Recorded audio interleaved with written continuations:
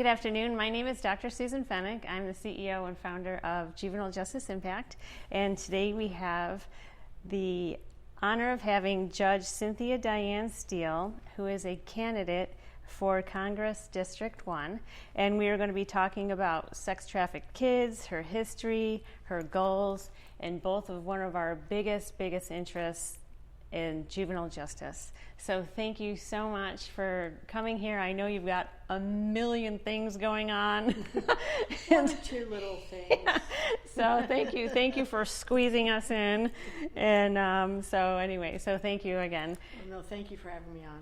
I really appreciate it. It was such a happenstance that we came together. So right. Must have been meant to be. It is. Everything's meant to be.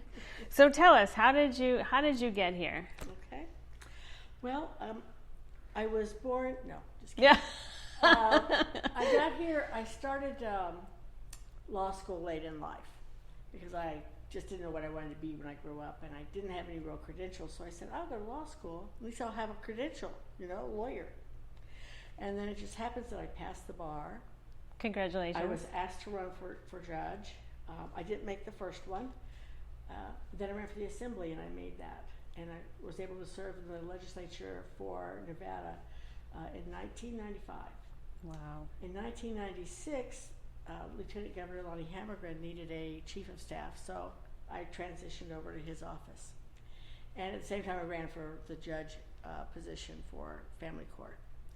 So it was just like bang, bang, bang. It was just like everything just fell into place, and I found something that I really loved, and that was the courts and trying to help these families in their multiple different problems. Yeah. So that's how I got here. I started off doing divorces and adoptions and name changes and one thing and another, and then in 2000 I was nominated to be the presiding judge for the family court. That was quite, wow, big. So you must have been like, I've arrived. Well, it's scary because I hadn't done it very long. And right. So I well, they saw everything that you had, and they knew you can do it, and there you did it. And so they nominated me, and they put me over there, and I said, well, I'm going to work really hard.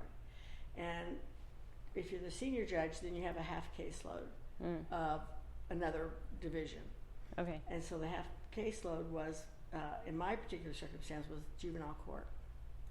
And so that's where I just fell in love with that area. I saw lots of room for improvement when I first got over there. One thing that didn't happen, which I want to happen someday, and that is to find a place where we can have like a spring mountain for girls. Because they've got it for the guys. Mm-hmm. But if the girls need a permanent placement, pretty much they're going to Caliente. And that's just too far away from home, from their parents, from too many things. I thought they should have the same opportunities as the young men. So we never did get that on. I was only there for 3 years. What was it that drew you into your passion for juvenile justice? I know that most of the judges that have worked in juvenile courts are kind of silver spoon people. They've got things going on for themselves. And I grew up, I went to Rancho High School, North Las Vegas, with all of the wonderful things that go on over there. And I see these kids coming in from that same arena, and I'm like, I love to tell them they can be better or be more than they think they can be.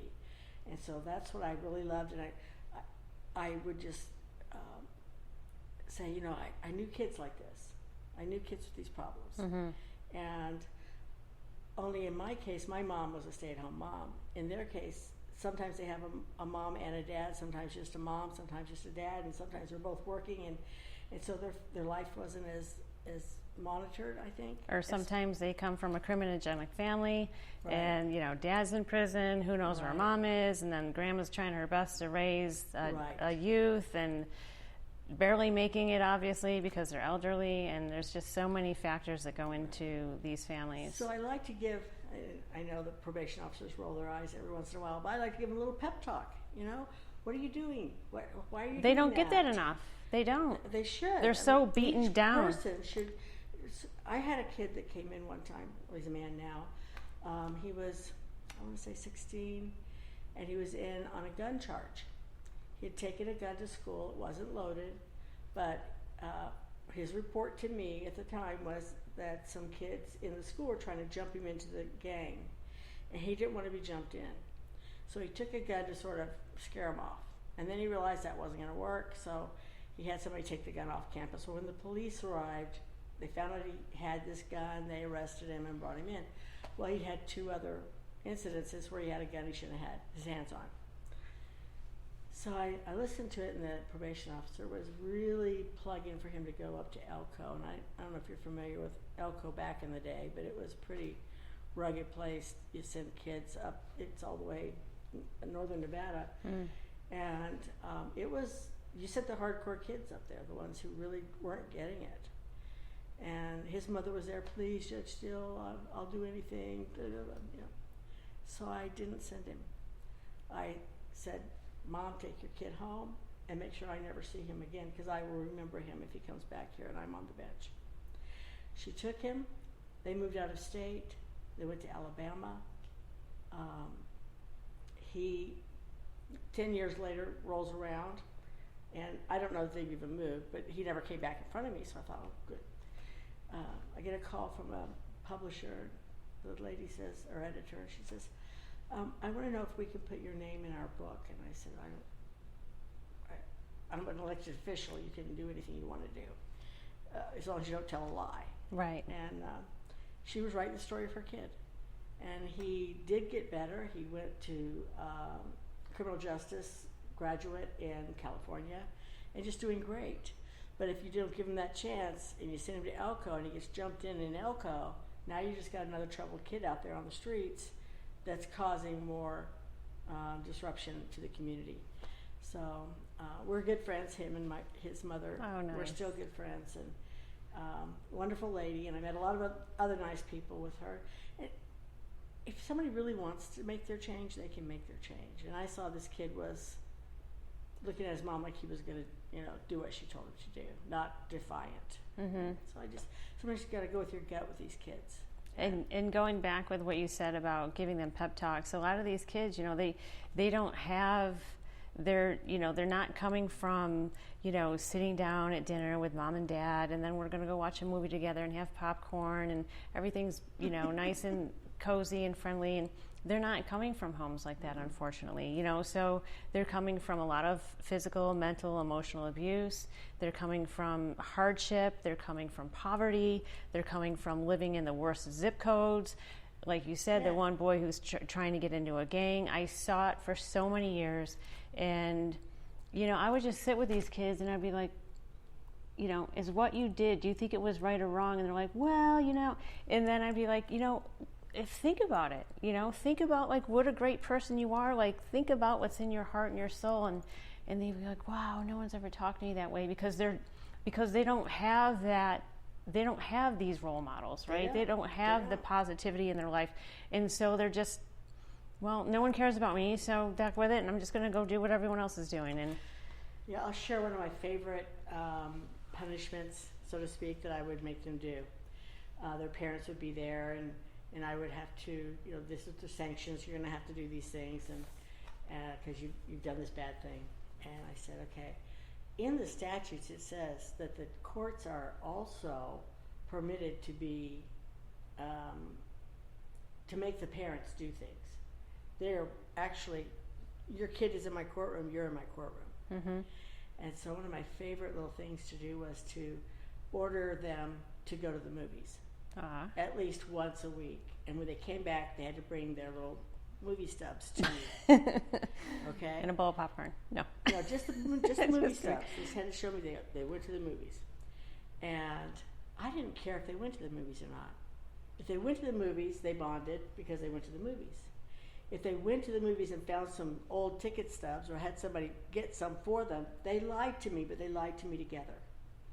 So at least I had them communicating that they were a family, just to trick the judge. Sure. Or whatever it was, it gave them something to do.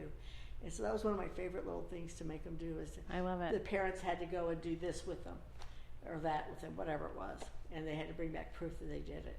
And I really didn't care what movie. I didn't care if they went or not. I didn't ask them what the movie was about ever. I think that's great. Just to force them to think them, because they don't even think that they should even be doing those things together, because it's just something that they're not used to doing. Right. They're not used to doing so many family things, because there's just so much strain and conflict in the homes. Toward the end of my 3 years, we had a foundation. I've been trying to think of the name of it all day long today, where they were doing putting the kids, incarcerating them, or letting them out or whatever, and they had that schematic where they would say, this is a kid that we can let him go out or go home or put him on a monitor or whatever, instead of just automatically throwing them in there until they had to come to court. Right. And so we brought that program in right towards the end, so that we would really realistically look at it. It forced the people working with these kids to actually look at them, because they had to answer like 30 or 40 questions. A lot of the time they're just a number. Right. Get to know the kid and what his risk factors were for reoffending or hurting somebody or running away from home or whatever. So we got that in there. It's been there for a long time now. Yeah. I think that's great, because they need that attention. They do. They need the guidance and the structure, and a lot of these kids, not having structure at home equals a disaster outside of the house. Right. And it just does.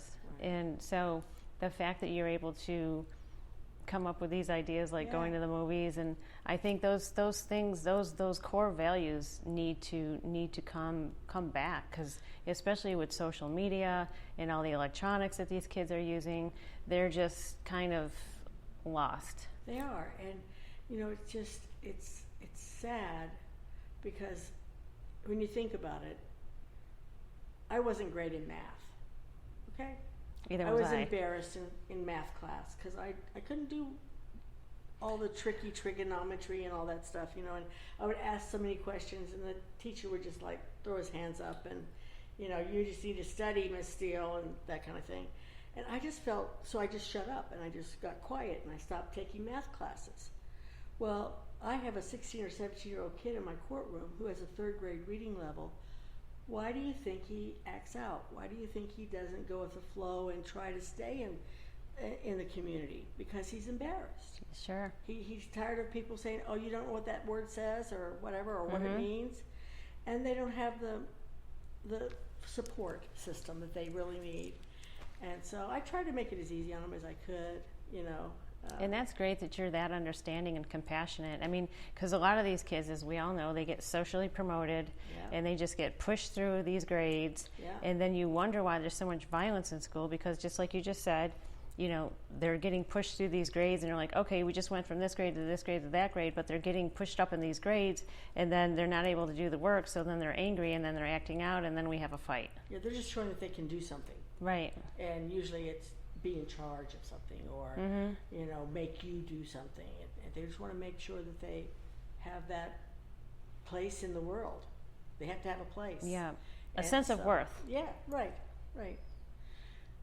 It's I had a couple kids that did a beer run for their gang members, and when they got back, the head guy stabbed them in the legs, both of them, and the female rolled on him, and the male would not testify against him. And I said, "Why aren't you testifying? I mean, we know what happened." He said, "I deserved it." He said, "I told him I was going to do a 24-pack, and I came back with a 18-pack. So I didn't do what I said I was going to do. I deserved it."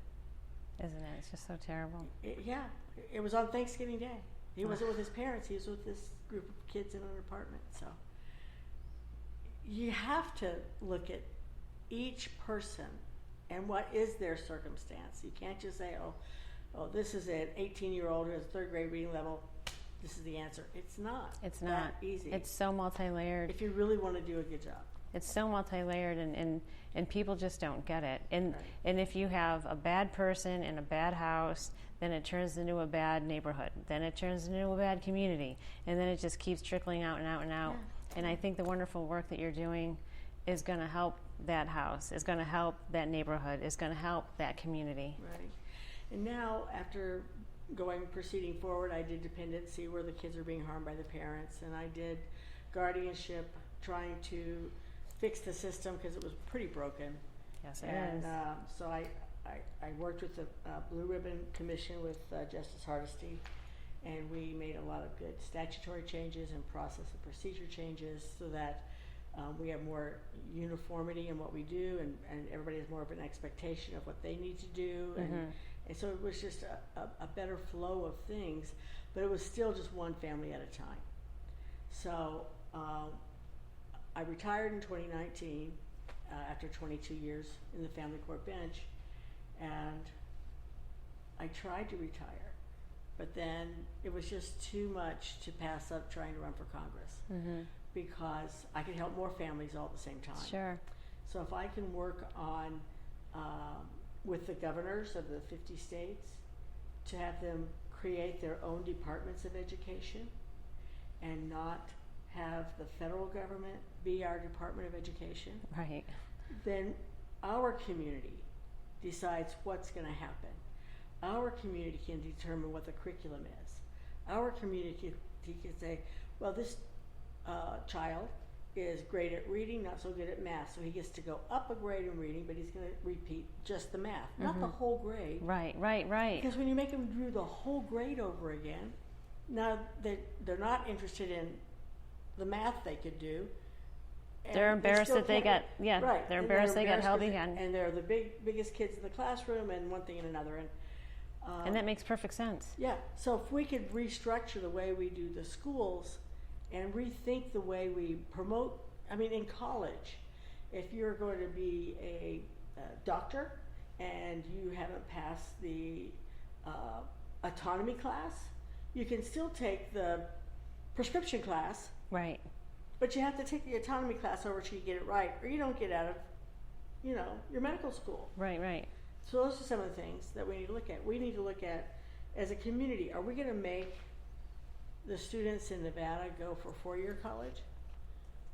Why don't they get out of high school, they know what they want to do, and let them start doing that in college and learning those. Why do we make them, if they want to be doctors, why do they have to know Shakespeare? Right. It's just Keep them with their interests keep them with their interests. instead of forcing them into Right, a because square into a circle. they get bored, then they fall in love, and then they abandon what they wanted to do because it's taking too long. Right. And we lose a lot of good talent that way. So there's things we can do, and we're not doing them. And I would like our community to say, okay, this is what our industry is. Here's some industries we'd like to bring. Here's the education requirements for those things. Let's offer these education requirements to everyone, because we're supposed to be equal to everybody. Yeah. And here's the basics that we need to give everybody. And then if you want to teach your kids some social aspect of the world, there's classes for that. You can have teachers that teach your child separately. It doesn't have to be in the school system with everybody. Right. It just causes too much antagonism between parents and teachers. Too much and kids conflict, yeah. And I don't know. I look at these kids these days, and they're wearing lipstick, in the third grade. Why can't they just be little kids for a little while longer? Let them- 'Cause we let get to the be kids be adults kids, for a yeah. whole long time. Yeah.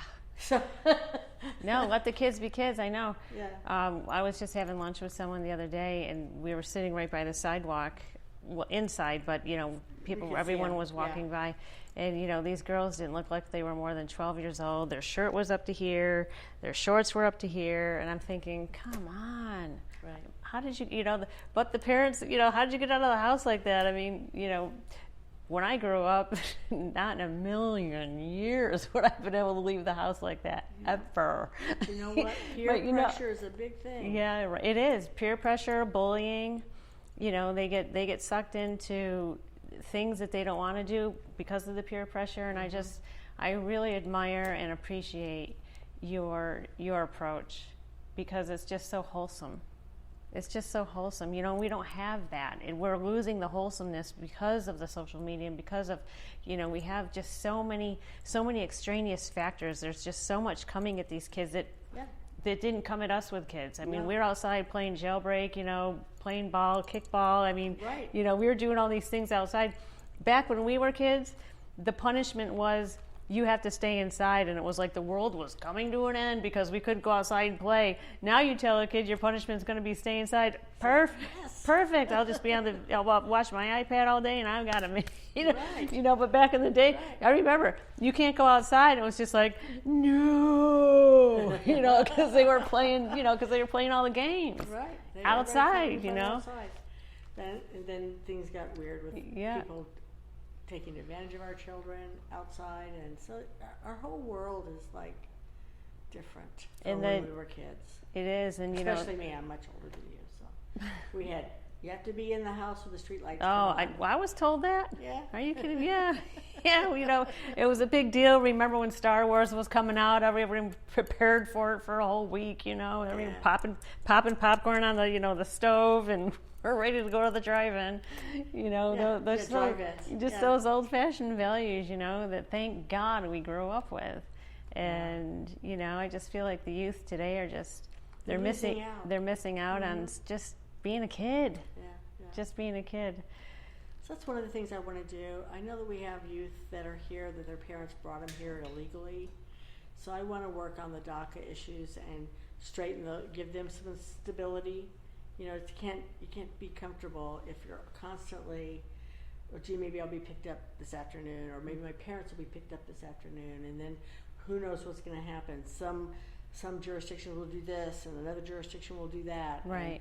And so I don't want to even get involved anywhere. I just want to live in my little cocoon community and not step out of it, because I don't want to have a problem.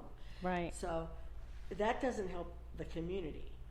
The community needs the people in it to be able to feel free to network and have exchanges of information and things. So I'd like to get the DACA thing straightened out, and I'd like to reassess what we're doing with our immigration policies. I'm a build the wall kind of girl. I want to build that wall. I think it's an important thing to do. You may disagree, but you build that wall, and then you have a structure where instead of only 1 million can come, you say, well, maybe we need 3 million. I heard a report the other day that we have 11.5 million jobs that are vacant and 5 million people to fill them. So we need a few more bodies in this country, and so maybe we should be more honest about what our needs are. If they don't have to sneak in, if they can just come right in, right, you would have fewer people that are coming in and then feeling bad when they get here. So there's lots of things we could do as a community and a world to make both sides feel more comfortable. Sure. That's my goal. And that's important, because when everyone's comfortable and everyone's on the same page, then there's less conflict, and there's more uniformity, and there's more conformity, and then there's more. You're not afraid to ask for help. Then there's more of a community. Yeah. You know, and that's just it's critical. It's critical, especially with everything that's going on in the world right now. What's going on in our country? What's going on just everywhere? Everywhere. You know, when I was a family court judge, I saw the struggles of the families. Especially, they would have struggles, and then they would get angry with each other, and they'd get in a divorce situation. And a lot of that was money. A lot of that was, you know, not having a job or losing a house or whatever was going on. And then they had to fight with each other to see who got the kids, because that person got the money. And it was just so much conflict. But 3 years later, there's fewer jobs, and the money doesn't go as far because of inflation. And so I know our families out there in my district, and I live my district is East Las Vegas, East Henderson, and Boulder City. A lot of my families are struggling worse than when I was daily involved with them. Yeah. So I just know that I could do it can be a help up there in Congress or over there, whatever you want to call it, working with other people. And I'm not afraid to work across the aisle and say, you want the same thing I want. You want to do it this way, and I want to do it that way, but we want the same thing. How can we make it How can we work together and make a difference? Make a difference. And so how hard is that to do? Why do I have to trick you and say, oh, I'm going to have this bill that I'd like you to do, and then you say, well, okay, but I'm going to put this other thing in it that you're not going to like. And so I'll do what you, I'm okay with your bill, but I'm going to put this thing you don't like in it. And now we don't have a bill anymore. Right. And now it looks like I hate puppies. Right. So it's, no, it comes down to that. We've got to stop doing that It stuff. comes down to that. I see it. It's just word games, and we got to stop it. So. Well, thank you. Thank you so much. No, and the good thing, I mean, look at your history. Yeah. How many years have you been involved in this? 22 years on the bench. I've been an assemblywoman, and I have really, watched Las Vegas grow since 1962, and it's my community. Yeah, and I'd love to see it improve and become, I don't know, more sociable, yeah, but not socialist. No, I get it. No, I get it. And think of all the lives that you've changed. Think of all the lives that you've changed. I mean, think of all the people that the people that have been in front of you, and the inspiration. I mean, the movie tickets, everyone that, people that, I mean, the decisions you make change their life. I've gotten lots of emails since I've started this campaign from people I haven't even seen in 40 years. Isn't that something? And what's that tell you? I mean, and some of them were litigants in my court, and they said that everything was great and one thing and another. Now, not all of them are going to say that, because in family court, there's people who are not happy with what any judge does, so, or what their lawyer did, or what their ex-spouse or partner or whatever. So there's going to be things like that, but I know that I did the best I could with the information that I had, and that's what you have to do. And if you don't feel like you did the best thing, that's when you take the case home at night. So exactly. I only had a couple of them where I got home and I said, I probably didn't divide that house equitably.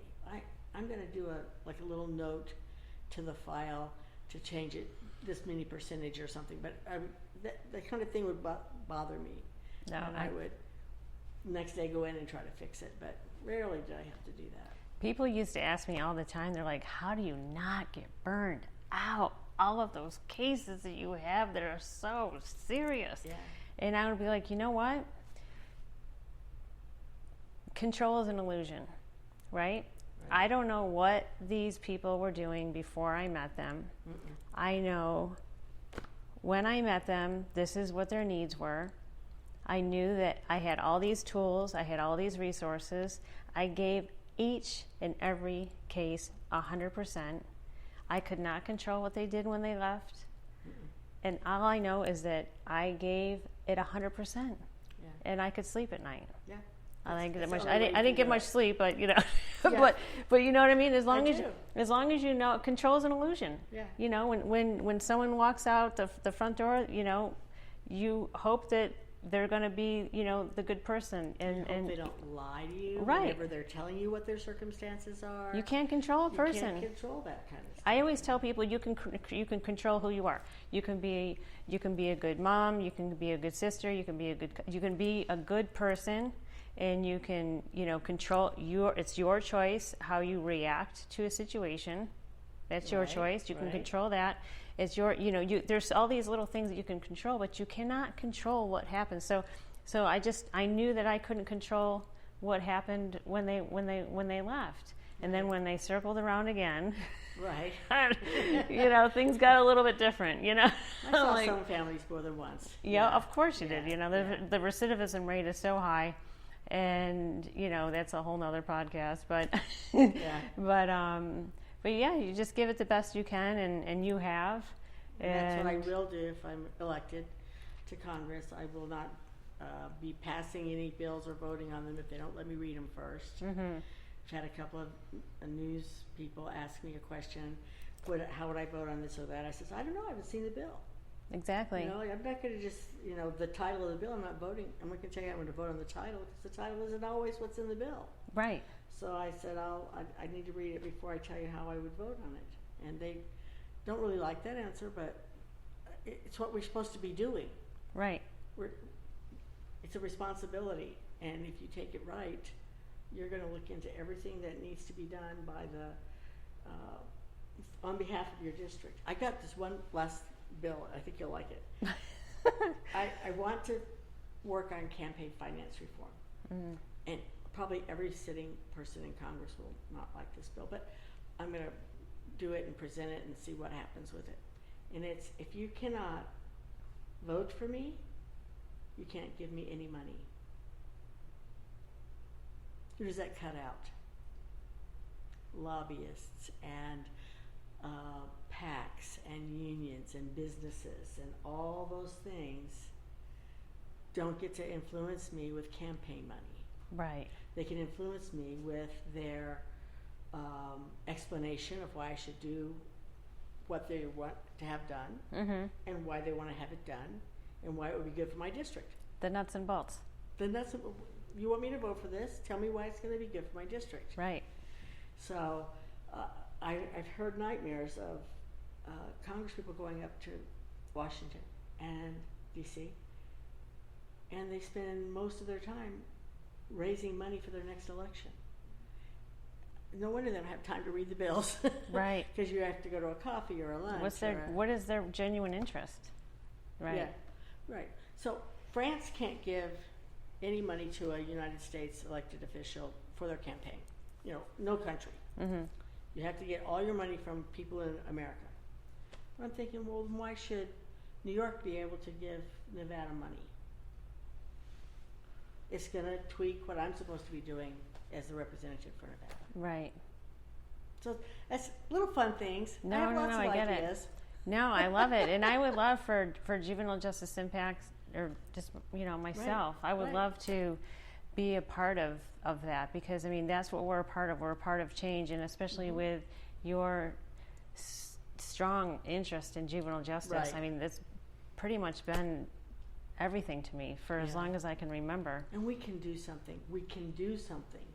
We really can help these kids, and if we don't help these kids, we're going to have such a chasm between kids who had the opportunities that other kids didn't have. And we're going to still be in the same situation generations from now, maybe worse. And so I truly believe we can do something. You will. You will. Will. You're gonna try. You will. You will, and you have, and you will. And I'm just going to congratulate you ahead of time. Yeah, right. And no, I appreciate everything that you stand for. I mean, it's near and dear to everything that I've stood for, and just been an advocate for these youth. And it's just they need it. They are our future. I've talked to so many good people on this campaign, and I have a Rolodex. Well, actually, it's a recipe card file. Oh yeah. And I put the business cards in there under categories, so that whenever I'm working on a specific, I can put it at my fingertips, somebody I've talked to about it before, and get some insight and some background things. So nice. Yeah. And that's important. You need, especially with all the people that you have in your life, you need to have that organization and help. Yeah. I don't know everything. I'm not running for a dictator. I'm running for representative. Sure. So. Wow. Well, thank you so much. No, it's just a thank you for listening to me run on. Thank you. No, thank you for everything that you've done, everything that you stand for, everything that you are doing, everything that you're going to be doing, and we all appreciate it. And there's such a need in everything that you want to do. Yeah. And I would be more than happy to and honored to do whatever I can and to be a part of your path. And same thing here. If there's anything I can, help you with, I'm happy to do it. So. Thank you. And that's what it's about.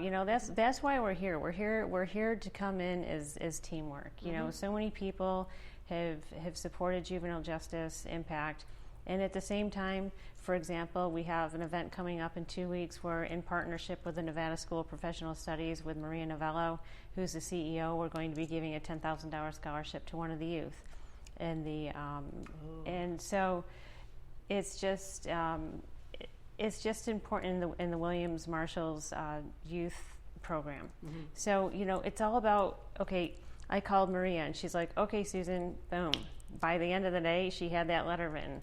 And then Brandon Marshall was sitting right here earlier in the week, and I presented it to him in partnership with Nevada School of Professional Studies, and he was just like, oh my God, thank you so much. And then in partnership, or not in partnership, I meant to say collaboration, excuse me. Right. Big correction. Yeah. In collaboration. But I'm just saying, but we're here to work together. We're here to come together, and you take your tools and help me, and I'll take my tools and I'll help you. And we'll take this person's tools and that person's tools. We're going to come together and we're going to collaborate, and we're going to just make a difference. What's in your toolbox is different than mine and his and theirs. And okay, we're cherry pick out of here, cherry pick out of there. Let's come together and make a difference. Yes. That's it. Yeah. How hard can that be? It doesn't have to be hard. It doesn't. Well, thank you so much for your time. You, let us all Appreciate know how anyone can get a hold of you. All right. I have a website that is Steel for Congress. Is that a 4 or No, FOR? It's FOR. FOR. It's STEEL for Congress.us. That's my web page. And then I'm really creative. My email is steelforcongress at gmail.com, and my Facebook is Steel for Congress. And my phone number, though, is different. Steel for Congress. 702 812-0277. That's my cell phone number. If you want to send me a text message, I'll get back with you. And vote. Vote Tuesday. Oh, Very my important. Goodness. Yeah, Tuesday's the Are you last sleeping day. these nights? Yeah, I'm sleeping. I'm doing the best I can to win, and then I sleep. And you can reach us. You can call us at 888-JJI-0010, or you can visit our website at impactjji.com, or you could always send us an email at juvenilejusticeimpact@gmail.com. Thank you so much. You could hit our donate button. All of the proceeds goes towards all the youth prevention programs we're doing, just everything we're doing in the community, even this podcast. Thank you to Ulysses Pisa, who has just been such a strong, huge component of Juvenile Justice Impact. He wears several different hats, and his strength and direction, moreover, and just his passion for what we're doing with the youth in our communities. He's just also making such a big difference. So thank you, Ulysses Pisa.